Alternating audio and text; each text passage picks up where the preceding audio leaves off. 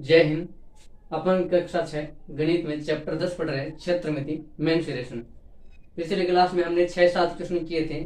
Exercise बड़ी थी तो 2-3 क्वेश्चन पीछे वाली क्लास में किए थे पार्ट 1 में, फिर कल वाली क्लास पार्ट 2 में 6-7 क्वेश्चन किए थे और आज अपन पार्ट 3 में इस एक्सरसाइज को कंप्लीट कर लेंगे। तो 10 क्वेश्चन तक हमने कर लिए थे, आगे करते हैं 11 क्वेश्चन। एक्सरसाइज अपनी है 10.2 और क्वेश्चन नंबर 11। देखिए क्वेश्चन नंबर 11 है, एक धागे का टुकड़ा 30 सेंटीमीटर लंबाई का है। प्रत्येक भुजा की लंबाई क्या होगी यदि धागे से बनाया जाता है एक वर्ग, एक समबाहु त्रिभुज, एक समषटभुज। देखिए हमें एक धागा दे रखा है और धागे की लंबाई कितनी दे रखी है? धागे की लंबाई दे रखी है 30 सेंटीमीटर। कितनी दे रखी है? 30 सेंटीमीटर। अब ये कह रहे हैं कि अगर अपन इस धागे से अलग अलग आकृति बनाए तो उसकी प्रत्येक भुजा की लंबाई क्या होगी, जिसमें अपन एक वर्ग बनाना चाहते हैं। वर्ग तो देखिए, अब अगर मान लो ये हमारा 30 सेंटीमीटर लंबा कोई धागा है, कितना है? 30 सेंटीमीटर लंबा धागा। अब अगर हम इससे कोई वर्ग बनाएंगे तो इसको अपन वर्ग के आकार में करना पड़ेगा धागे को इस तरीके से, लेकिन अब इसकी लंबाई तो अभी भी 30 सेंटीमीटर रहेगी। अरे अब धागा, अब ये मार्कर है या कोई भी धागा, अब ये धागा अगर 30 सेंटीमीटर का था तो इसको आप कैसे भी घुमाओ ये छोटा थोड़ी हो जाएगा, नहीं बड़ा होगा, ये अभी भी कितना रहेगा? 30 सेंटीमीटर का। यानी कि वर्ग बनाने के बाद भी ये अब धागे की लंबाई कितनी रहेगी? 30 सेंटीमीटर रहेगी। इसका मतलब क्या है? ये हमें एक तरीके से परिमाप मिल गया है। हमें क्या दिया हुआ है? वर्ग का परिमाप यहाँ पे दिया हुआ है, वर्ग का परिमाप, और वो कितना दिया हुआ है? 30 सेंटीमीटर हो जाएगा। देखिए यहाँ पे मैं लिख देता हूं कि अगर अपन धागे से, देखिए यदि हम 30 सेंटीमीटर लंबाई के धागे से वर्ग बनाते हैं तो जितनी धागे की लंबाई है, धागे की लंबाई है उतना ही वर्ग का परिमाप होगा। अब क्योंकि हम धागे से वर्ग बना रहे हैं तो ऐसा तो है नहीं धागे को इस तरीके से कर दिया तो धागा छोटा हो जाएगा या बड़ा हो जाएगा, 30 सेंटीमीटर का ही रहेगा, उतना ही वर्ग का परिमाप होगा। इसलिए देखिए हमें दिया है तो एक तरीके से हमें ये दिया हुआ है, परिमाप ही दिया हुआ है, दिया है वर्ग का परिमाप। तो धागे की लंबाई जितनी होगी उतना ही क्या होगा? वर्ग का परिमाप होगा, तो 30 सेंटीमीटर हो जाएगा। और जब हमें वर्ग का परिमाप दिया हो तो अपन भुजा निकाल सकते हैं। कैसे? क्योंकि हम जानते हैं वर्ग का परिमाप ज्ञात करने का सूत्र हम जानते भी हैं। वर्ग का परिमाप अपन कैसे ज्ञात करते हैं? वर्ग का परिमाप अपन ज्ञात करते हैं, वर्ग में 4 भुजा होती है और उसकी एक भुजा की लंबाई से अपन गुणा कर देते हैं। तो ऐसे हम वर्ग का परिमाप निकालते हैं जब हमें वर्ग की एक भुजा की लंबाई दे रखी हो। तो हमें तो ये तो दे नहीं रखा, लेकिन हमें परिमाप दे रखा है, ये वाली चीज हमें दे रखी है 30 सेंटीमीटर। तो देखिए ये है 30 सेंटीमीटर हमें वर्ग का परिमाप दे रखा है, और वर्ग का परिमाप वैसे होता है कितना है? 4 इंटू भुजा। अब देखिए अगर आपने पिक्चर वाले क्लास में देखा तो मैंने बताया कि जो चीज बराबर के इधर गुणा में है वो बराबर से इधर आके भाग में चली जाती है, और जो भाग में होती है वो बराबर से उधर जाके गुणा में चली जाती है। तो देखिए ये दोनों बराबर है तो इसको अपन ऐसे भी ले सकते हैं, 4 इंटू भुजा बराबर 30 सेंटीमीटर। भाई दोनों चीजें क्या है? बराबर है, तो चाहे इसको इधर लिख दो चाहे इसको इधर लिख दो, कोई फर्क नहीं पड़ेगा। दोनों बराबर का चिन्ह ये बता रहा है कि ये और ये दोनों बराबर है, ये और ये दोनों क्या? बराबर। तो चाहे 30 सेंटीमीटर को इधर लिखो चाहे इधर लिखो, कोई दिक्कत नहीं। अब देखिए 4 इधर गुणा में है और हमें निकालनी क्या? हमें वर्ग की भुजा निकालनी है। तो ये 4 गुणा में है तो हम इसको क्या कर देंगे? भाग में चला जाएगा बराबर से उधर। अगर कोई भी संख्या या कोई भी राशि गुणा में है किसी संख्या के और बीच में बराबर का चिन्ह लगा हुआ है और आगे भी कोई संख्या या कोई राशि है, तो जो गुणा में है वो बराबर से उधर जाके भाग में चली जाती है, और अगर कोई राशि भाग में है वो बराबर से उधर जाएगी तो वो गुणा में बदल जाएगी, और अगर इधर प्लस में है तो बराबर से उधर जाके माइनस में हो जाएगी, और अगर माइनस में है तो बराबर से इधर आके प्लस में हो जाएगी। ये बातें आपको ध्यान में रखनी है, ठीक है। तो देखिए भुजा हमें निकालनी है, तो भुजा की ये 4 क्या है, गुणा में, तो इधर आके किस में लग जाएगा, 30 के भाग में, 30 की क्या लग जाएगा, भाग में। तो 4 का अपन भाग देंगे 30 में तो ये चला जाएगा 4 एकम 4, 4 दूने 8, 4 साते 28, 7.5 सेंटीमीटर। यानी कि जब आप 30 में 4 का भाग दोगे तो दशमलव की संख्याओं का भाग कैसे देते हैं, देखिए हम 4 का भाग दे रहे हैं, है ना। दशमलव की संख्याओं का अपने जोड़ और घटाव तो करना सीखा था, है ना। गुणा करना भी मैंने पीछे की क्लास में जहां आता है वो मैं बता रहा हूँ। आज अपन दशमलव वाला भाग कैसे करते हैं वो भी सीखते हैं। देखिए नॉर्मल भाग आता है वैसे ही करना है। हम 4 का 30 में भाग देंगे, तो हम भाग देते समय क्या करते हैं, यानी कि 4 का पहाड़ा या टेबल इतनी बार बोलेंगे या इतनी बार करेंगे, या तो टेबल में पूरा पूरा 30 आ जाए या 30 से कम रहे, ऊपर नहीं जाना चाहिए। तो जब आप 4 का टेबल बोलते हो, 4 एकम 4, 4 दूने 8, 4 तिये 12, 4 चौके 16, 4 पंजे 20, 4 छक्के 24, 4 साते 28, 4 साते 28, 4 आठे 32। अब 32 ज्यादा चला गया, इसलिए हमें अब 32 आ नहीं रहे 4 के पहाड़े, मतलब भाग पूरा पूरा नहीं जा रहा है, पूरा पूरा नहीं जा रहा है। इसका मतलब क्या है, यानी कि दशमलव की संख्या आएगी, यानी कि कुछ एक भाग तो पूरा रहेगा और कुछ अंश रहेगा। देखिए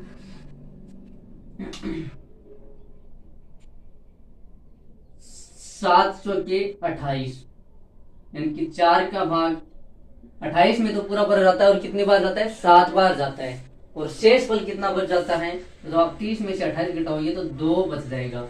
तो या तो आप यहां से इसको मिश्र भिन्न में ले सकते हो कि 7 भाग तो पूरा है, 7 भाग तो क्या है, पूरा है, और ये 2 शेष बचता है, और भाग क्या है, 4, 7 सही 2/4, यानी कि इसमें 7 भाग तो पूरा है। देखिए हमने मिश्र भिन्न बनानी सीखी थी, ये सरल भिन्न है, और सरल भिन्न से हमने मिश्र भिन्न इस तरीके से बना रहे थे भाग देख करके, कि जो भागफल आता है वो पूर्ण भाग को दर्शाएगा, फिर जो शेषफल बचता है वो अंश, और जो भागफल जो भाजक है, भाज्य, ये भाज्य है ना, ये रहेगा बटे में, है ना। तो अब इसको अगर वापस सरल करते हो, मिश्र भिन्न को सरल भिन्न बदलने के लिए, तो इन दोनों को गुणा करोगे, 7 चौके 28, 28 और 2 30, तो 30/4 ये हो जाएगा। यानी कि अपना सरल भिन्न को मिश्र भिन्न में भाग देकर ये बनाते थे, अगर आपने चैप्टर 7 अच्छे से पढ़ लिया है तो, है ना। लेकिन हमें तो दशमलव में निकालना है कि ये कैसे आया, तो उसके आगे चलते हैं। अब देखिए 2 बार 2 शेष बच गए, अब 2 में, अब 4 का भाग 2 में तो जाता नहीं क्योंकि 2 छोटा हो गया। या अब यहाँ पे अपन क्या करेंगे, हम लगाएंगे 7 के आगे दशमलव, क्या लगाएंगे, 7 के आगे दशमलव लगाएंगे। और अब क्योंकि दशमलव के आगे कौन सा अंक आएगा, दशांश का अंक आएगा, दशांश में 0 कितना होता है, 1 0 होता है, तो हम यहाँ पे 1 0 लगा लेंगे। अब ये कितना बन गया, अब ये 20 बन गया, अब ये कितना बन गया, 20 बन गया, 20 बन गया, तो अब तो 20 में 4 का भाग चला जाएगा, अगर नहीं जाता तो अपन आगे भी भाग देते। देखिए 20 में 4 एकम 4, 4 दूने 8, 4 तिये 12, वापस पहाड़ा बोलेंगे, अगर 4 के टेबल में 20 आता है तो 20, अगर नहीं आता है तो फिर 4 के टेबल में 20 अगर आता है तो ठीक पूरा पूरा चला जाएगा, नहीं आता है तो फिर ज्यादा नहीं होना चाहिए, कम होगा वो अपने चलेगा। तो देखिए 4 के टेबल में 20 आता है, कितनी बार, 5 बार आता है, तो 20, 4 पंजे 20, और शेष फल क्या बच जाएगा, 0, यानी कि भाग पूरा पूरा चला गया। मान लो यहाँ पे 20 नहीं बचता और यहाँ पे 19 आता था, तब अपन क्या करते, तो अपन 4 का टेबल बोलते, 4 चौके 16, 4 पंजे 20, ज्यादा चादर जा रहा है तो अपन यहाँ पे रखते, 4 बार गया, कितना आया, 16, शेष फल कितना बचा, 3, अब 3 में फिर नहीं जा रहा है, तो अब हम बार बार दशमलव नहीं लगाएंगे। दशमलव वाले भाग में केवल क्योंकि किसी भी संख्या में अगर आप देखते हो तो दशमलव केवल दशमलव है, वो एक बार ही लगाया जाता है, फिर बार बार दशमलव नहीं लगाया जाता है, फिर हम जीरो लगाते रहते हैं। अब ऐसे भी नहीं करना है कि हमने यहाँ पे जीरो लगाया और फिर भी अगर इस संख्या का भाग नहीं जा रहा है, संख्या छोटी रह रही है, तो फिर भाग चला जाता है 0 बार। ऐसे नहीं कि अभी भी छोटा रह गया तो 2 जीरो लगा लेंगे 3, ऐसा नहीं करना है।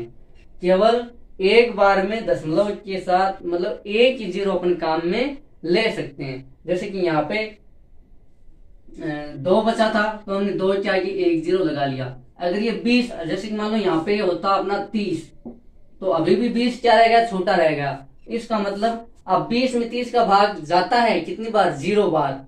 एक बार तो जाएगा नहीं, क्योंकि 30 इंटू 1 कितना होगा, 30 एकम 30, तो एक बार तो जाएगा नहीं, तो कितनी बार जाएगा, 0 बार जाएगा। फिर हम यहाँ पे 0 लिखेंगे और बाद में अब यहाँ पे क्या लगाएंगे, आगे वाला 0 लगाएंगे। दशमलव के लिए एक बार में केवल एक बार ही 0 लगा सकते हैं। ऐसे नहीं कि दशमलव लगाया हुआ है अपन 0 लगाते रहेंगे। इस तरीके से आगे भी अगर अपने दशमलव के भाग आएंगे तो अपने करते रहेंगे, कोई दिक्कत वाली बात नहीं है। लेकिन यहाँ तो अपना काम हो गया, 2 बचा था, फिर हमने दशमलव लगाया तो दशमलव की 1 जीरो लगा लिया। यहाँ पे 4 था तो 4 का भाग चला गया पूरा 5 बार, तो शेष पर 0 बच गया, कि भाग पूरा चला गया। अब ये बताइए सेंटीमीटर में रखा था तो ये इकाई सेंटीमीटर में आ जाएगी। यानी कि अगर 30 सेंटीमीटर लंबाई का धागा है और उससे अगर अपने वर्ग बनाते हैं तो उसकी प्रत्येक भुजा 4.5 सेंटीमीटर की हो जाएगी। फिर क्या बोल रखा है, फिर बोल रखा है कि एक समबाहु त्रिभुज, यानी कि हम क्या बना रहे हैं, एक समबाहु त्रिभुज। इसी धागे से हम क्या बना रहे हैं, एक समबाहु त्रिभुज बना रहे हैं। तो समबाहु त्रिभुज तो सेम ही हो जाएगा।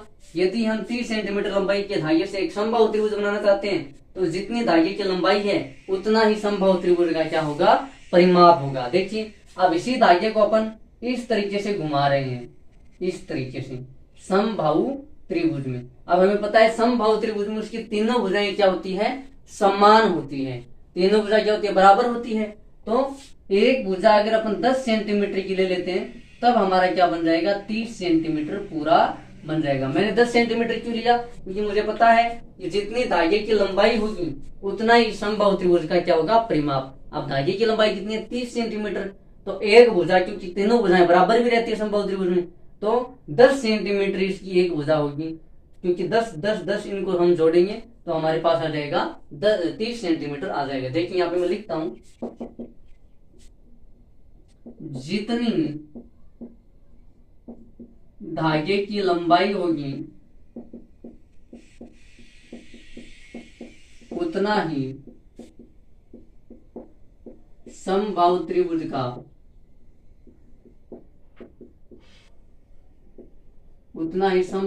का परिमाप होगा। अब धागे की लंबाई 30 सेंटीमीटर है, अतः समबाहु त्रिभुज का परिमाप, अब समबाहु त्रिभुज का परिमाप कितना हो जाएगा, समबाहु त्रिभुज का परिमाप हो जाएगा 30 सेंटीमीटर। अब वैसे अपन समबाहु त्रिभुज का सूत्र से भी निकालना जानते हैं परिमाप।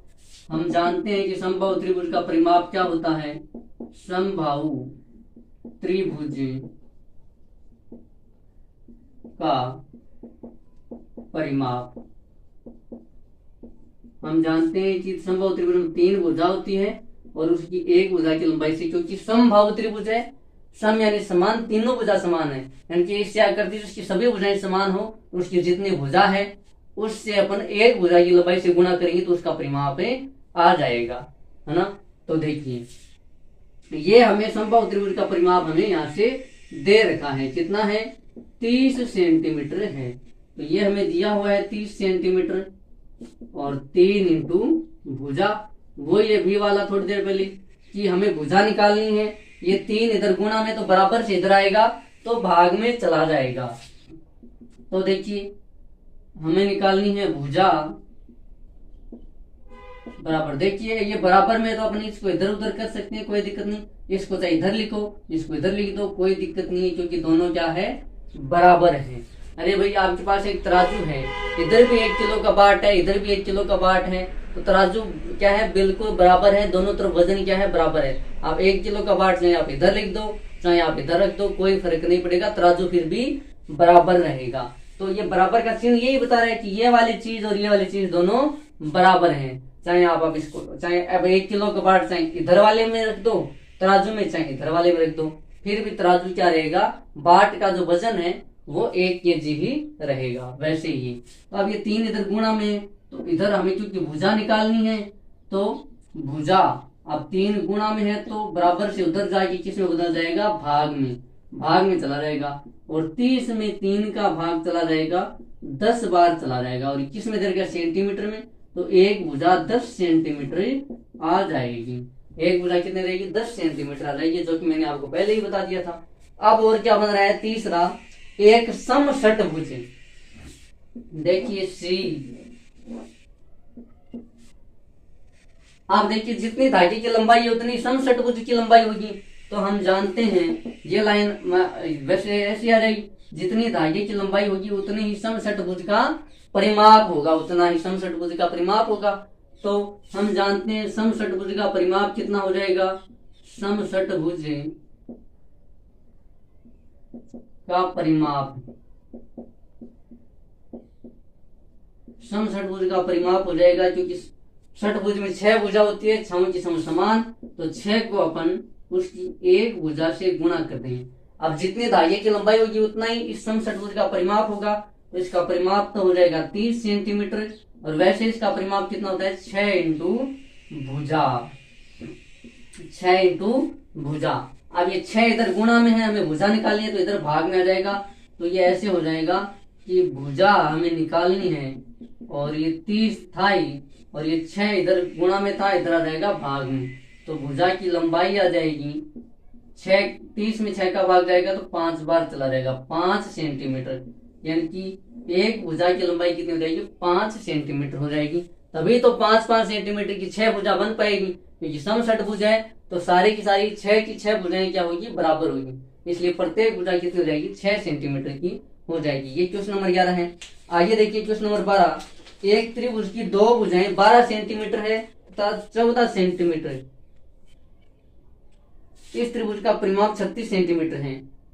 इसकी तीसरी भुजा की लंबाई क्या होगी, कि एक त्रिभुज की 2 भुजाएं 12 सेंटीमीटर तथा 14 सेंटीमीटर। अच्छा, एक त्रिभुज की हमें 2 भुजाएं दे रखी हैं, एक 12 सेंटीमीटर और एक 14 सेंटीमीटर, और हमें क्या निकालना है, हमें उसकी तीसरी भुजा निकालनी है, और साथ में हमें उस त्रिभुज का क्या दे रखा है, परिमाप भी दे रखा है।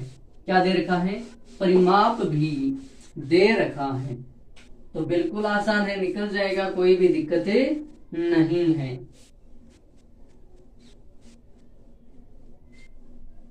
देखो क्वेश्चन नंबर 12 है कि अब देखिए, ये मान लो कोई त्रिभुज है अपने पास, जिसकी एक भुजा दे रखी है 12 सेंटीमीटर, एक भुजा दे रखी है 14 सेंटीमीटर, और हमें ये वाली भुजा निकालनी है, और परिमाप कितना दे रखा है, 36 सेंटीमीटर, और दिया है त्रिभुज का परिमाप कितना दे रखा है, 36 सेंटीमीटर दे रखा है। और हमें पता है कि त्रिभुज का किसी भी आकृति का परिमाप अपने कैसे निकालते हैं, उसकी सभी भुजाओं का योग बराबर उसके परिमाप क्या होता है। ये मैंने परिमाप की परिभाषा पढ़ी थी, है ना। और 2 भुजाओं की लंबाइयां दे रखी है, तो देखिए हम जानते हैं त्रिभुज का परिमाप, त्रिभुज का परिमाप कैसे निकालते हैं, ऐसे निकालते हैं कि त्रिभुज की तीनों भुजाओं का योग, त्रिभुज की तीनों भुजाओं को अगर अपन जोड़ देते हैं, योग का मतलब ही क्या है, जोड़ना।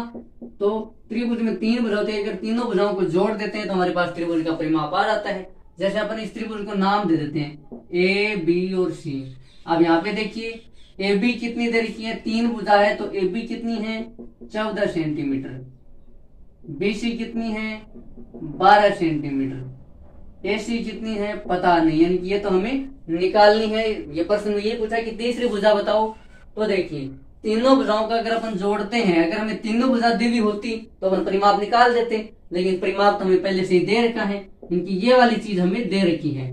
देखिए त्रिभुज का परिमाप हमें 36 सेंटीमीटर दे रखा है। त्रिभुज की तीनों भुजाओं का अगर अपन जोड़ते हैं तो AB plus BC plus AC, तीनों भुजाओं को जोड़ेंगे। देखिए 36 सेंटीमीटर तो त्रिभुज का परिमाप हमें दिया हुआ था। AB कितनी दे रखी है? 14 सेंटीमीटर। BC कितनी दे रखी है? 12 सेंटीमीटर। और AC हमें पता ही नहीं है, ये तो हमें निकालनी है। अब देखिए ये हमें पता नहीं है तो ये तो हमें निकालनी पड़ेगी। तो 14 और 12 को जोड़ देंगे, क्योंकि दोनों में देखिए इसका ये कुछ भी नहीं, इसका मतलब क्या प्लस का चिन्ह है, तो दोनों राशि प्लस की है तो प्लस प्लस को जोड़ देंगे तो सब प्लस में आ जाएगा। तो देखिए ये तो 36 सेंटीमीटर पहले से ही है। अब क्योंकि ये दोनों देखिए बीच में बराबर का चिन्ह लगा रखा है, इसका मतलब ये कि 36 और ये चीजें बराबर है। ये हमने बराबर क्यों रखी? क्योंकि हमें पता है कि भाई त्रिभुज का परिमाप क्या होता है, उसकी तीनों भुजाओं को जोड़ने पर त्रिभुज का परिमाप आ जाता है। त्रिभुज का परिमाप हमें प्रश्न में दे भी रखा है, तो वो है 36 सेंटीमीटर। हमें पता है कि त्रिभुज की तीनों भुजाओं का योग करेंगे तो भी 36 सेंटीमीटर ही आएगा, क्योंकि त्रिभुज का परिमाप हमें दे रखा है। तो तीनों भुजाओं का योग करें कहां से? हमें तो भुजाएं ही दो दे रखी है, तीसरी भुजा में निकालनी है। तो क्योंकि हमें ये वाली चीज दे रखी है तो अपन इन दो भुजाओं को जोड़ेंगे। जोड़ो, देखो इसको अपन ऐसे लिख सकते हैं, AC प्लस 14 और 12 को जोड़ेंगे कितना आएगा? 26 सेंटीमीटर आ जाएगा। कितना आएगा? 26 सेंटीमीटर आ जाएगा। और ये है 36 सेंटीमीटर। भाई ये दोनों बराबर है तो इसको हमने इधर लिख लिया और इसको इधर लिख लिया। अब देखिए मैंने अभी भी थोड़ी देर पहले बताई थी कि जो गुणा में होती है वो भाग में चली जाती है, बराबर के भाग में होती है वो बराबर से उधर गुणा में चली जाती है, जो प्लस में है वो बराबर के उधर जाके माइनस में हो जाती है, और जो माइनस में होती है वो बराबर के उधर जाके प्लस में हो जाती है, उल्टा हो जाता है पूरा सिस्टम। तो हमें तो ये तीसरी भुजा निकालनी है, तो इन सबको एक तरफ करना पड़ेगा। तो ये 26 इधर प्लस का है तो बराबर के उधर जाके किस में हो जाएगा? माइनस में। तो AC हमें निकालनी है। ये 36 तो पहले से ही था और ये 26 इधर था प्लस का, बराबर के उधर जाके किस में हो जाएगा? माइनस में। ये इकाई लिखने की मैं क्यों नहीं लिख रहा हूँ? क्योंकि ये भी सेंटीमीटर में ये भी सेंटीमीटर, तो कोई दिक्कत ही नहीं है, इकाई समान भी होनी चाहिए। हमें सब बातों का ध्यान रखना है। अब देखिए 36 में से 26 घटा देंगे तो 36 में से 26 घटाएंगे तो 10 सेंटीमीटर बचेगा, क्योंकि इसकी इकाई भी सेंटीमीटर में ये भी सेंटीमीटर में, तो तीसरी भुजा भी किस में आ जाएगी? सेंटीमीटर में आ जाएगी। यानी कि ये भुजा कितनी है? 10 सेंटीमीटर है। अब वापस इसकी तीनों भुजाओं को जोड़ते हो तो आपके पास 10 सेंटीमीटर आ जाएगा। देखिए 12 और 10 22, 22 और 10 32, 32 और 4 36, 36 सेंटीमीटर परिमाप हमें दे रखा था। ये इस तरीके से अपन करेंगे। देखिए आगे देखिए क्वेश्चन नंबर 13 250 मीटर भुजा वाले वर्गाकार बगीचे के चारों ओर बाड़ लगाने का व्यय 20 रुपए प्रति मीटर की दर से ज्ञात कीजिए। यानी कि देखिए 250 मीटर भुजा वाले वर्गाकार कोई बगीचा है, यानी कि वर्गाकार बगीचे की वर्गाकार बगीचे की भुजा कितनी है? 250 मीटर। यानी कि ये कोई अपना वर्गाकार बगीचा है जिसकी एक भुजा कितनी है? 250 मीटर है। तो एक भुजा 250 मीटर, तो वर्ग की चारों भुजा की होती है बराबर होती है। अब हम क्या कर रहे हैं? इसके चारों ओर बाड़ लगा रहे हैं, और 1 मीटर बाड़ लगाने का देखिए लिख रखा है कि 20 रुपए प्रति मीटर की दर से। यानी कि अगर अपन बाड़ लगाते हैं तो बाड़ जब 1 मीटर बाड़ लगती है उसका रुपया कितना लग रहा है? 20 रुपए लग रहा है। तो हम तो चारों ओर बाड़ लगाएंगे, तो बाड़ पहले तो ये पता लगाओ कि बाड़ लगेगी कितनी, फिर अपन जितने मीटर लगेगी, तो 1 मीटर का 20 रुपया लग रहा है तो अपन 20 से गुणा कर देंगे तो हमें पैसे का पता चल जाएगा कितने रुपए लगेंगे। तो अब हमें पता कैसे चलेगा कि कुल बाड़ कितनी लगेगी? तो जितना इस वर्ग का परिमाप होगा, क्योंकि वर्ग के ही चारों ओर अपन बाड़ लगा रहे हैं, तो जितना इस वर्ग का परिमाप उतनी ही बाड़ की कुल लंबाई होगी। देखिए जितना वर्ग का परिमाप होगा वर्गाकार बगीचे का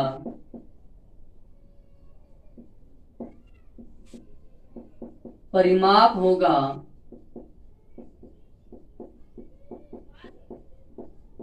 उतनी ही लंबी हमें बाड़ लगानी होगी, बाड़ लगानी होगी। ये बात हमें पता चल गई तो अपन, क्योंकि देखिए हमें पैसे निकालने हैं कि बाढ़ का टोटल खर्चा कितना आएगा। अब पता कैसे चले जब हमें यही पता नहीं कि बाढ़ कितनी लंबी है। ये तो बता दिया कि 1 मीटर बाढ़ लगाने का रुपया 20 रुपया लगेगा, लेकिन अब पता तो चले कि टोटल बाढ़ कितनी लंबी लगेगी, तभी तो अपन निकालेंगे। जब 1 मीटर का 20 रुपया है, 2 मीटर का 40 हो जाएगा, 3 मीटर का 60 हो जाएगा, 4 मीटर का 80 हो जाएगा, 5 मीटर का 100 रुपया हो जाएगा। लेकिन अब हमें तो खर्चा पूछ लिया, लेकिन हमें ये तो पता चले कि बाढ़ कितनी लंबी लगेगी। तो वो पता करने के लिए हमें कि बाढ़ हम वर्गाकार बगीचे के चारों ओर लगा रहे हैं, तो बाढ़ की लंबाई उतनी होगी जितना इस वर्गाकार बगीचे का परिमाप है, क्योंकि परिमाप चारों भुजाओं का योग होता है। और हमें पता है कि वर्ग का परिमाप कितना होता है, वर्ग का परिमाप हम जानते हैं 4 इंटू भुजा, क्योंकि ये एक सम आकृति है। सम मतलब समान, चारों भुजाएं समान है, तो कितनी भुजा है 4, और एक भुजा से उसकी गुणा कर देंगे। इसीलिए हमें एक भुजा की लंबाई दे रखी थी। तो देखिए 4 इंटू एक भुजा की लंबाई कितनी है 250। अब देखिए मीटर में दे रखी है, इसका मतलब इसका परिमाप भी मीटर में आएगा। तो देखिए जब 4 से गुणा करते हो तो यह आ जाएगा 1000 मीटर। कितना रहेगा 1000 मीटर आ जाएगा, क्योंकि जब आप इसको 4 को 250 से गुणा करते हो तो 1000 मीटर आ जाएगा। देखिए 4 को 0 से गुणा करोगे 0, 4 को 5 से गुणा करोगे तो 20, 20 का 0 हासिल 2, 4 को 2 से गुणा करोगे 8 और 2 हासिल का 10, कितना हो गया 1000 मीटर हो गया। यानी कि अब 1000 मीटर परिमाप है, इसका मतलब 1000 मीटर लंबी ही बाढ़ होगी, क्योंकि जितना परिमाप उतनी लंबी बाढ़। तो अतः कुल बाढ़ की लंबाई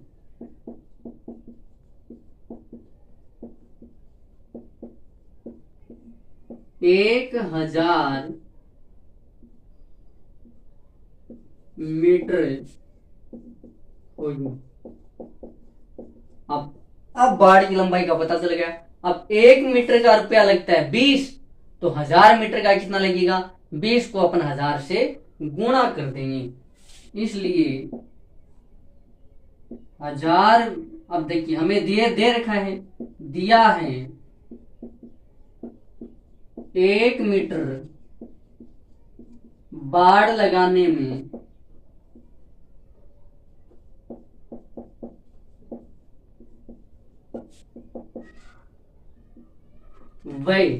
व्यय का मतलब खर्चा कितना है 20 रुपए। देखिए वहां पे लिख रखा था ना, रे 20 प्रति मीटर। इसका मतलब ये है कि प्रति का मतलब प्रत्येक 1 मीटर, प्रति का मतलब क्या है प्रत्येक 1 मीटर पे कितना रुपए का खर्चा आ रहा है 20 रुपए का। इसका मतलब ये है, इस रे का मतलब रुपए कितने 20, कितने पर प्रति 1 मीटर पर, यानी कि प्रत्येक 1 मीटर बाढ़ जब बनेगी तो उसका खर्चा 20 रुपया आएगा। इसका मतलब ये है, हमने लिख लिया कि ये हमें दे रखा है कि 1 मीटर बाढ़ लगाने का व्यय कितना है 20 मीटर है। ये लाइन हमें दे रखी थी। तो इसलिए 1000 मीटर बाढ़ लगाने में कुल खर्चा लिख दो चाहे व्यय लिख दो, एक ही बात है। तो 20 को अपन 1000 से गुणा कर दें तो ये कितना हो जाएगा 1 2 3, ये 20,000 रुपए हो जाएंगे। कितने हो जाएंगे 20,000 रुपए। यानी कि हमें अगर 250 मीटर भुजा वाला अगर वर्गाकार बगीचा है तो उसकी बाढ़ लगाने में 20,000 रुपए का खर्च आएगा। ये बात आपको समझ में आ गई। ये गुणा क्यों किया, तो ये ऐसे किया, अगर भाई आप एक पेन लेने जाते हो और एक पेन का रुपए कितना है, एक पेन का मूल्य है 5 रुपए, ₹5 एक पेन का मूल्य। आपसे मैं कहूँ 10 पेन लेकर के आओ, तो आप 10 पेन का मूल्य कैसे निकालते हो? आप 10 से गुणा करते हो 5 को, क्योंकि एक पेन का कितना पैसा लग रहा है? ₹5। तो 10 पेन का, तो 10 को 5 से गुणा कर देंगे, तो 10 पेन का मूल्य वो अपन कैसे निकालते थे? एक पेन के मूल्य को 10 से गुणा करते थे, तो ₹50, वो 10 पेन के पैसे रुपए आ जाते थे। ऐसा ही यहाँ किया है कि भाई 1 मीटर बाड़ लगाने का खर्चा ₹20, तो 1000 मीटर बाड़ लगाने का खर्चा इस एक वाले को 1000 से गुणा कर दिया। सेम टू सेम ये वाला काम हमने यहाँ पर किया है ना। ये हो गया अपना क्वेश्चन नंबर 13। आइए देखिए,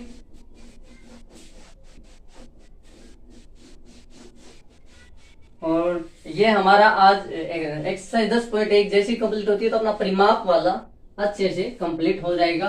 फिर अपन क्षेत्रफल की तरफ बढ़ेंगे कि अलग अलग आकृतियों का अपन क्षेत्रफल कैसे निकालते हैं, क्षेत्रफल किस तरीके से अपन निकालते हैं उसके बारे में अपन चर्चा करेंगे। क्वेश्चन नंबर 14 है, एक आयताकार बगीचा जिसकी लंबाई 175 मीटर तथा चौड़ाई 125 मीटर है। देखिए दोनों क्या है? बराबर। देखिए लंबाई भी मीटर में, चौड़ाई भी मीटर में, तो कोई दिक्कत ना है। फिर देखिए 125 मीटर है के चारों ओर रह 12 प्रति मीटर। अब इसका मतलब क्या है? 1 मीटर का, प्रत्येक मीटर का खर्चा कितना है? ₹12 है। इधर से बाड़ लगाने का व्यय ज्ञात कीजिए। बस सेम टू सेम ऊपर वाला क्वेश्चन है, पहले वर्ग था, यहाँ पे आयत है, बस इतना ही फर्क है, नो चेंज।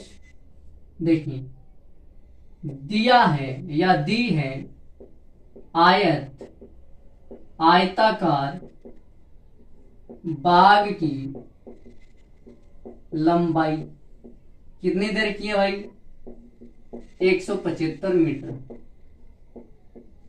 ये चीज हमें दे रखी है, मार्कर चेंज कर लेते हैं। फिर चौड़ाई कितनी देर की है, तथा चौड़ाई दे रखी है 125 मीटर। ठीक है साहब। और क्या दे रखा है? 1 मीटर बाड़ लगाने का खर्चा कितना देर का है? ₹12। ये 3 चीज हमें दे रखी है प्रश्न वाले ने, ये 3 चीज हमें दे रखी है। निकालना क्या है कि इसके चारों ओर बाड़ लगाने का टोटल खर्चा कितना आएगा। 1 मीटर का तो खर्चा दे दिया कि 1 मीटर अगर आप बाड़ लगाते तो ₹12 लगते हैं। तो देखिए अब पहले ये तो पता चले कि बाड़ कितनी लंबी जाएगी, है ना। अब जब तक हमें यही पता नहीं, हमें इतना पता है कि 1 मीटर बाड़ लगाने का ₹12 लग रहे हैं, तो हमें ये तो पता चले कि चारों ओर बाड़ जाएगी कितनी लंबी। तो वो कैसे पता चले? वो ऐसे पता चले कि जो आयताकार बगीचा है इसका अपन परिमाप निकालेंगे। हमें इसकी लंबाई दे रखी है और इसकी चौड़ाई दे रखी है, तो इसके चारों ओर जब अपन बाड़ लगाएंगे तो बाड़ उतनी ही लगेगी जितना इस आयताकार बगीचे का क्या है? परिमाप है। तो वो बात हम यहाँ पे लिख देते हैं। आयताकार बगीचे के चारों ओर उतनी ही बाड़ लगेगी, उतनी ही बाड़ लगेगी जितनी या जितना जितना आयताकार बगीचे का परिमाप होगा। अब जितना इसका परिमाप उतनी लंबी बाड़। तो जैसे अपने इस बगीचे का निकालेंगे परिमाप, वैसे में पता चल जाएगा कि उतनी लंबी बाड़, और जैसे पता चल जाएगा इतनी लंबी बाड़ तो अपन एक मीटर बाड़ का पैसा दे रखा है, तो अपन उतने ही लंबी बाड़ के पैसे निकाल देंगे, रुपए निकाल देंगे। देखिए, और हम जानते हैं आयत, देखिए इसलिए आयताकार बगीचे का परिमाप, और परिमाप अपन निकालना जानते हैं, कोई भी अगर आयताकार आकृति है उसका परिमाप निकालते हैं कि उसकी लंबाई और चौड़ाई को जोड़ो और उसको 2 से गुणा कर दो। ये सब हमने जब एक्सरसाइज के चैप्टर 10 में प्रवेश करे थे तो उसका बेसिक जो पढ़ा था ना, उसमें ये सूत्र कैसे आया ये सब हमने वहां पढ़ा था, है ना। फिर देखो ये तो 2 है ही, लंबाई कितनी तरह की 175, चौड़ाई कितनी तरह की 125, क्योंकि दोनों मीटर में है तो कोई दिक्कत नहीं है। अगर 1 मीटर 1 सेंटीमीटर अलग अलग इकाई होती तो अपन सेम करते हैं, चाहे तो मीटर को सेंटीमीटर में चाहे सेंटीमीटर को मीटर में। ये बात भी आपको ध्यान रखनी है। तो आप 175 में 125 जोड़ते हो तो देखो 75 में 25 जोड़ोगे 100, और 100 इधर वाला 200 और 100 इधर वाला 300, तो ये 2 इंटू 300 हो जाएगा। और 2 को आप 300 से गुणा करते हो तो 600 आ जाएगा, क्योंकि देखो 3 दूने 6 और आगे 2 जीरो तो 2 जीरो ऐसे कैसे निकाल दिए। तो किस में दर का मीटर में, तो 600 मीटर लंबी बाड़ लगेगी। इनके परिमाप 600 मीटर है, तो इसके हिसाब से हमने लिखा है कि बाड़ लगेगी जितना आयताकार बगीचे का परिमाप। परिमाप कितना है 600 मीटर, अतः 600 मीटर की बाड़ लगेगी। अब देखिए 1 मीटर बाड़ लगाने का खर्चा, 1 मीटर बाड़ लगाने का खर्चा कितना, ये तो हमें दे रखा है 12 रुपए। तो 600 मीटर बाड़ लगाने का खर्चा, 600 मीटर बाड़ लगाने का खर्चा, तो 1 मीटर का 12 है तो अपन 600 को 12 से गुणा कर देंगे, तो ये हो जाएगा 12 छक्के 78, 12 पंजे 60, 12 छक्के 78। तो 12 को जैसे 6 से गुणा करेंगे तो 78 और 2 जीरो ये है तो आगे लगा देंगे 2 जीरो, 7,800 रुपए हमारे लग जाएंगे इसके चारों ओर बाड़ लगाने में। कितने रुपए लगेंगे, 7,800 रुपए लग जाएंगे। फिर देखिए क्वेश्चन नंबर 15, स्वीटी 75 मीटर भुजा वाले वर्ग के चारों ओर दौड़ती है और बुलबुल 60 मीटर लंबाई और 45 मीटर चौड़ाई वाले आयत के चारों ओर दौड़ती है, कौन कम दूरी तय करती है। तो देखिए बिल्कुल आसान है, एक तो दौड़ रही है वर्ग के चारों ओर जिसकी भुजा कितनी है 75 मीटर, और वो दौड़ कौन रही है, वो दौड़ रही है स्वीटी। स्वीटी जो दौड़ रही है वर्ग के चारों ओर, वर्ग के चारों ओर स्वीटी दौड़ रही है जिसकी एक भुजा कितनी है 75 मीटर लंबी है, जिसकी एक भुजा कितनी है 75 मीटर लंबी है। फिर देखिए और कौन दौड़ रही है, और दौड़ रही है बुलबुल। बुलबुल दौड़ रही है एक आयत के चारों ओर, आयत के चारों ओर दौड़ रही है जिसकी लंबाई कितनी है, जिसकी लंबाई तो है 60 मीटर और चौड़ाई है 45 मीटर। ये लो साहब, इकाइयां देखो मीटर मीटर में है तो कोई दिक्कत नहीं है। तो अपन को बोल रहा है कि कौन ज्यादा दौड़ रही है, कौन कौन कम दौड़ रही है। तो पहले बात ये तो पता चले कि कौन कितना दौड़ रही है, भाई स्वीटी कितना दौड़ रही है और बुलबुल कितना दौड़ रही है, ये पता चलेगा तभी तो अपन बताएंगे कौन ज्यादा और कौन कम। तो वो कैसे पता चलेगा, तो जितना इस वर्ग का परिमाप होगा उतना तो स्वीटी दौड़ रही है, जितना इस आयत का परिमाप होगा उतना बुलबुल दौड़ रही है। तो देखो स्वीटी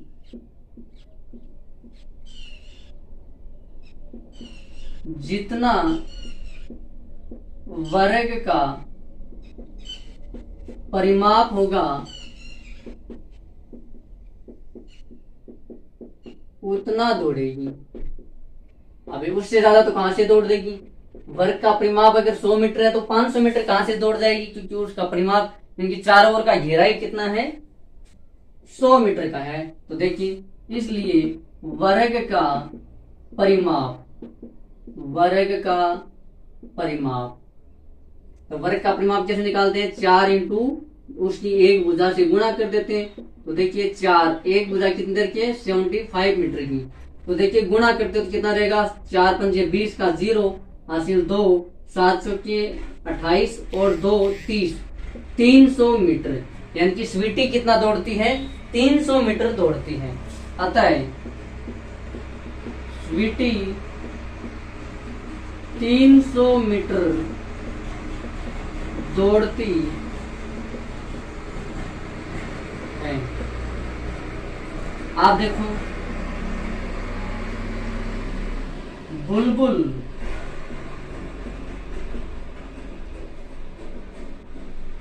जितना आयत का परिमाप होगा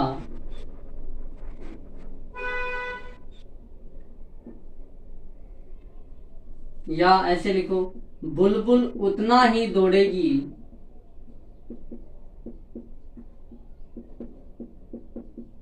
जितना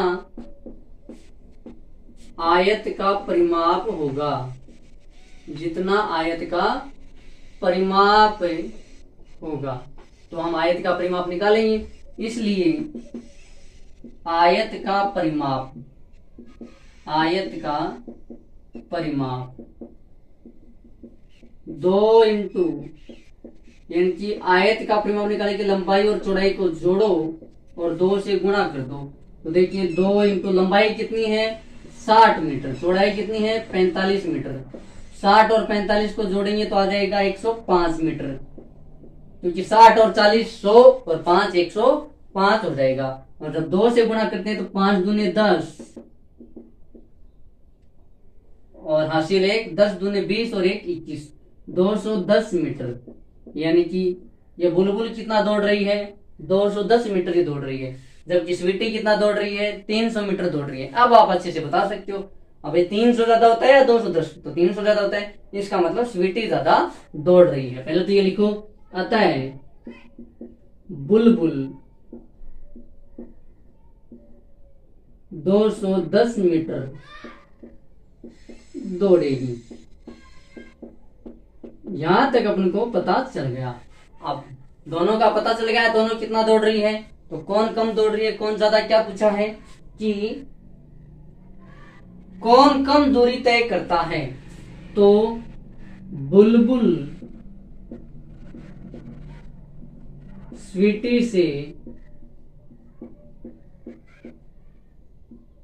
कम दूरी तय करती है, कम दूरी तय करती है। और अगर ऐसे पूछता कितनी कम करती है, तो अपन 300 में से 210 घटा देते, 90 मीटर आता, 90 मीटर कम दूरी तय करती है। और ऐसे प्रश्न पूछता कौन ज्यादा दूरी तय करती है, तो वो तो स्वीटी ज्यादा करती है। कितनी ज्यादा करती है? 90 मीटर ज्यादा करती है।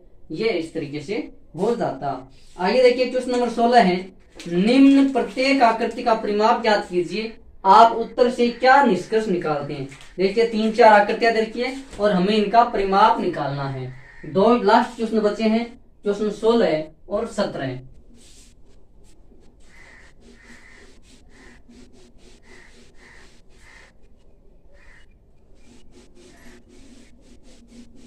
देखिए आकृतियां आप देख लेंगे, मैं डायरेक्ट इनका क्या बता रहा हूं, परिमाप बता रहा हूं।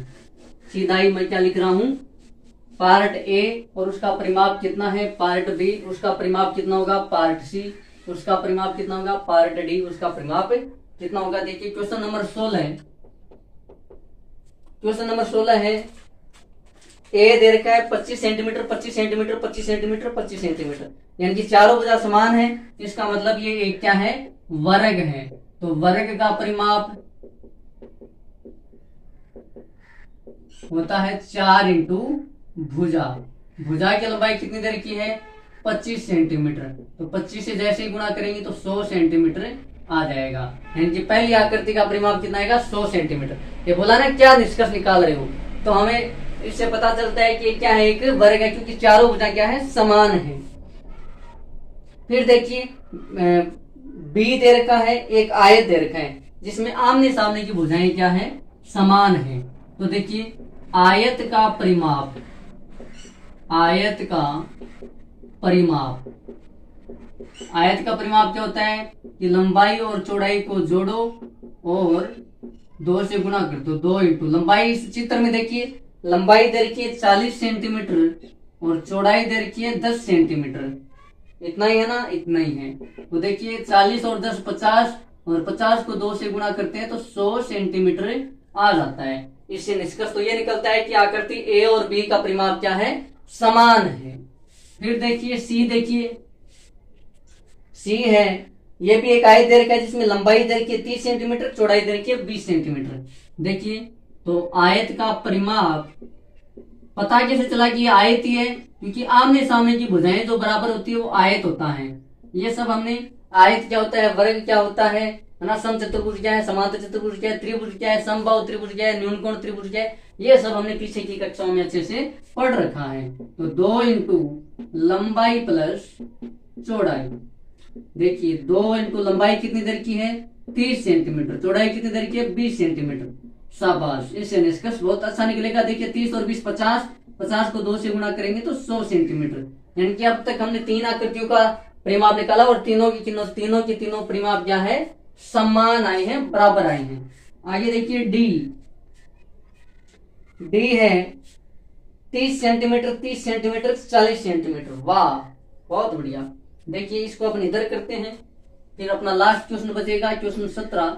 देखिए त्रिभुज दे रखा है जिसमें 2 भुजा बराबर है 30 30। अपन तो डायरेक्ट त्रिभुज का परिमाप निकालते हैं। त्रिभुज का बस आप इतना ध्यान रखो, समबाहु त्रिभुज होता है उसका परिमाप होता है 3 इंटू भुजा, क्योंकि उसकी तीनों भुजाएं समान होती है। बाकी विषमबाहु त्रिभुज और समद्विबाहु त्रिभुज में तीनों भुजाओं को जोड़ दो। तो त्रिभुज का परिमाप बराबर होता है तीनों भुजाओं का योग, तीनों भुजाओं का योग। तो देखो तीनों भुजाओं को जोड़ो तो 2 भुजाएं दे रखी है 30 सेंटीमीटर, 30 सेंटीमीटर। इसका मतलब क्या है, ये समबाहु त्रिभुज है और एक भुजा दे रखी है 40 सेंटीमीटर। मतलब आप इन सबको जोड़ते हो तो 100 सेंटीमीटर, क्योंकि 30 और 30 60, 60 और 40 100 सेंटीमीटर। इसका मतलब क्या है, अतः इन सभी आकृतियों का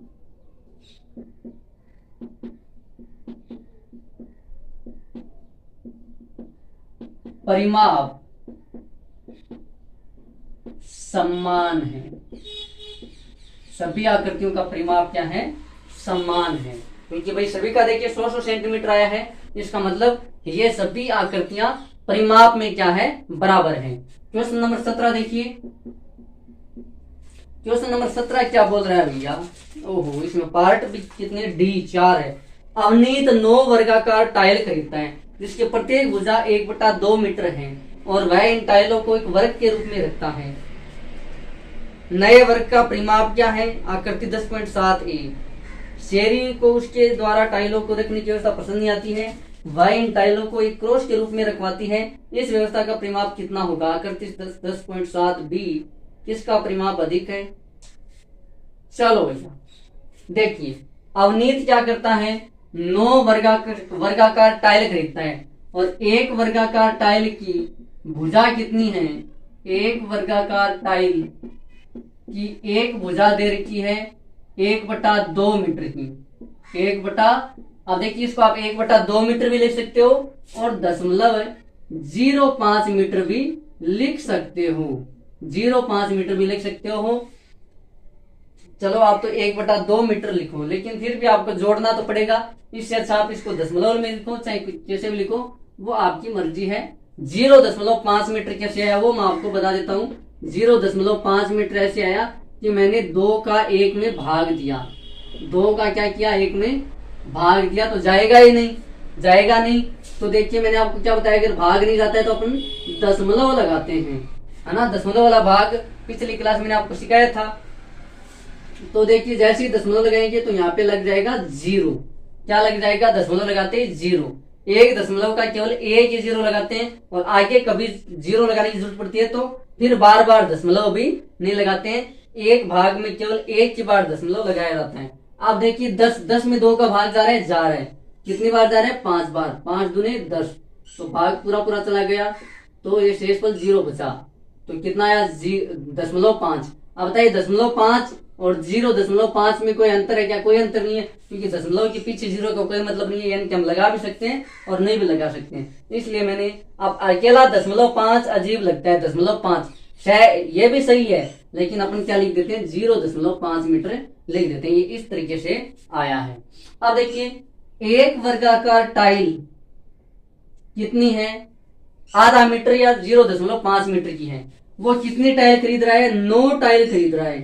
कितनी टाइल खरीद रहा है, 9। और उनसे एक वर्ग बना रहा है। क्या बना रहा है, एक वर्ग बना रहा है। तो अभी तो कितनी टाइल हुई, 1 2 3 4 5 6, ये 7, ये 8 और ये 9 टाइल। अब देखिए क्योंकि इस एक टाइल का एक भुजा कितनी है, आधा मीटर, तो ये भी आधा मीटर, ये भी आधा मीटर, ये भी आधा मीटर। अब देखिए एक वर्ग बन गया सभी 9 टाइलों को। देखिए कितनी टाइल, 1 2 3 4 5 6 7 8 9। एक बार मैं चेक कर लेता हूँ अपनी क्वालिटी अच्छी चल रही है क्या। अच्छा, अपनी क्लास भी लंबी हो गई है, 1 घंटे की होने वाली है ना। देखिए आप देखिए 9 टाइल हो गई और एक टाइल की एक भुजा कितनी है, आधे मीटर की है। यानी कि अगर अपन कहे ये भी 0.5, ये भी 0.5, ये भी 0.5। अब चाहे आप 1/2 1/2 1/2 को 3 बार जोड़ो, चाहे 0.0 इनको 3 बार जोड़ो, तो हमें वर्ग की एक भुजा मिल जाएगी। हमें वर्ग की क्या मिल जाएगी, भुजा की। हमें बोलना है ना परिमाप बताइए, नए वर्ग का परिमाप, यानी कि इस वर्ग का परिमाप कितना होगा। तो इस वर्ग की भुजा तो निकालनी पड़ेगी परिमाप के लिए। तो अपन 0.5 को 3 बार जोड़ देंगे तो हमें देखिए 15 है, 15 का 5 हासिल 1 और ये सीधा 1। यानी कि इस वर्ग की एक भुजा कितनी हो जाएगी, 1.5 मीटर हो जाएगी। कितनी हो जाएगी, 1.5 मीटर। तो अब इस वर्ग का परिमाप कितना हो जाएगा, वर्ग का परिमाप हो जाएगा। देखिए मैंने 3 बार क्यों जोड़ा, क्योंकि 3 टाइल लगी हुई है और एक टाइल का एक भुजा कितनी है, आधे मीटर की। देखिए यहाँ एक टाइल तो आधा मीटर ये हो गया, यहाँ दूसरी टाइल आधा मीटर ये हो गया, ये तीसरी टाइल आधा मीटर ये हो गया। अब क्योंकि वर्ग बनाया है तो इसकी चारों भुजा बराबर है। अगर ये भुजा 1.5 मीटर है तो ये भी 1.5 मीटर, ये भी 1.5 मीटर, ये भी 1.5 मीटर। 1.5 का मतलब 1.5 मीटर। मारवाड़ी में अपन 1.5 को 1.5 बोल देते हैं, 2.5 को 2.5 और आधा, इस तरीके से सवा ये चलता रहता अपना। तो वर्ग का परिमाप अपना क्या रहेगा, 4 इंटू भुजा। तो भुजा तो हमने अभी अभी निकाली है, कितनी है, एक भुजा 1.5। और दशमलव का गुणा करना मैंने आपको सिखाया है कि दशमलव को भूल जाओ, आप तो सीधा नॉर्मल गुणा करो जैसे आप करते हो वैसे। तो 15 को 4 से गुणा करोगे कितना आएगा, 60। दशमलव कितने के बाद में, 1 अंक, तो 1 अंक छोड़ करके हम दशमलव लगा देंगे तो कितना आ गया। अब दशमलव क्या, ये 0 का कोई मतलब नहीं है, तो हम इसको सीधा ही 6 मीटर भी लिख सकते हैं। यानी कि इस वर्ग का परिमाप कितना होगा, 6 मीटर होगा। तो ये अपना ए का उत्तर हो गया, ए का। आगे देखिए बी।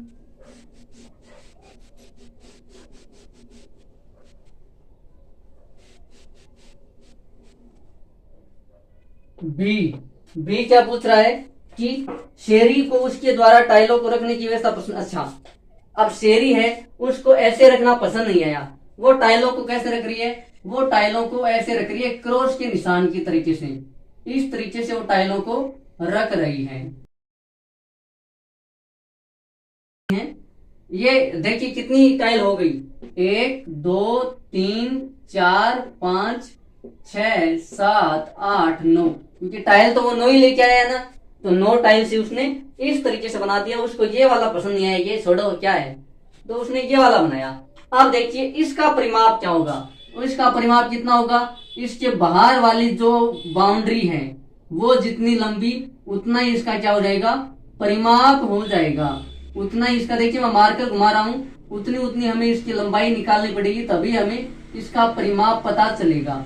देखिए बी है, तो देखिए अब ये अगर 0.5, क्योंकि वर्गाकार टाइल की एक भुजा कितनी है, 0.5, तो क्योंकि सभी बराबर होती है तो ये भी 0.5, ये भी 0.5। अब ये 8वीं टाइल की, क्योंकि ये भी बाहर टच हो रही है, तो ये भी 0.5, ये भी 0.5, ये भी 0.5, ये भी 0.5, ये भी 0.5। अब देखिए ये वाली भुजा, ये भी 0.5, ये भी 0.5, ये भी 0.5, ये भी 0.5, ये भी 0.5, ये वाली भी 0.5, ये 0.5, 0.5, 0.5, 0.5, ये वाली भी 0.5, 0.5।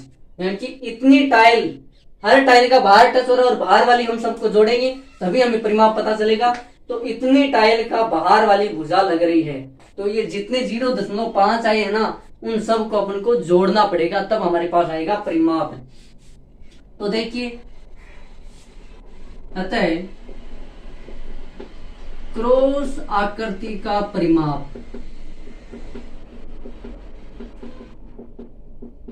अब क्योंकि ये सब बराबर है तो या तो ये हम ये करें कि ये जितने जितने बाहर जो निकले हुए उन सबको जोड़ ले कि कितनी टाइलों के सिरे बाहर हैं। तो देखिए 1 2 3 4 5 6 7 8 9 10 11 12 13 14 15 16 17 18 19 20।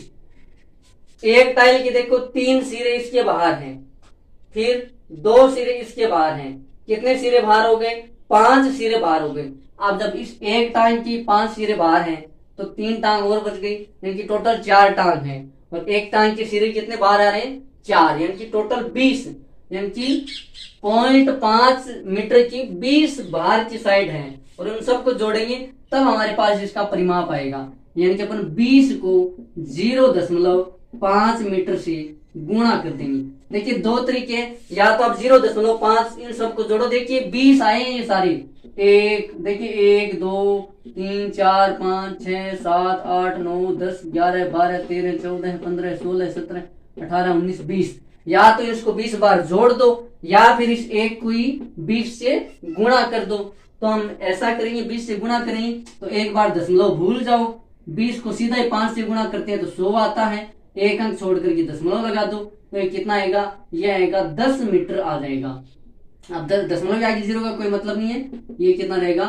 10 मीटर आ जाएगा। तो बताइए ये तो ज्यादा आया है, इसका 6 मीटर था, इसका 10 मीटर है। सी क्या है? किसका परिमाप अधिक है? तो सी क्रॉस आकृति का परिमाप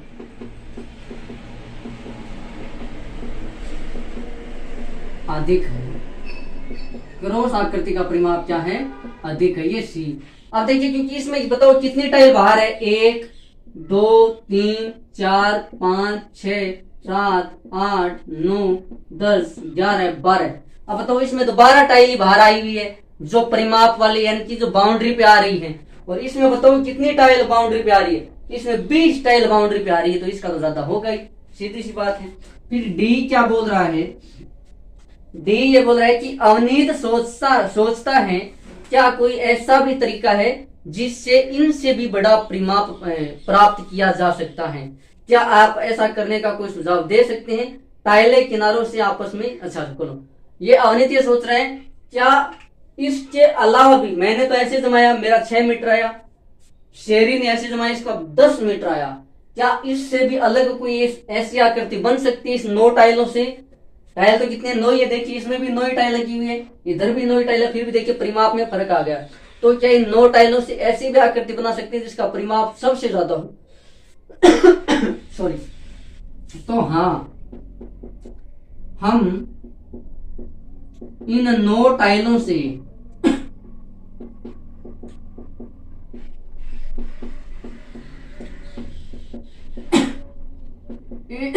एक आयत बना सकते हैं जिसका परिमाप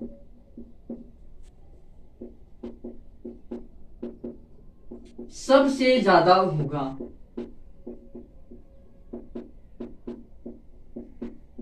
अब अगर अपन आयत बनाएंगे तो 9 टाइलों से आयत ऐसे बनेगा। देखिए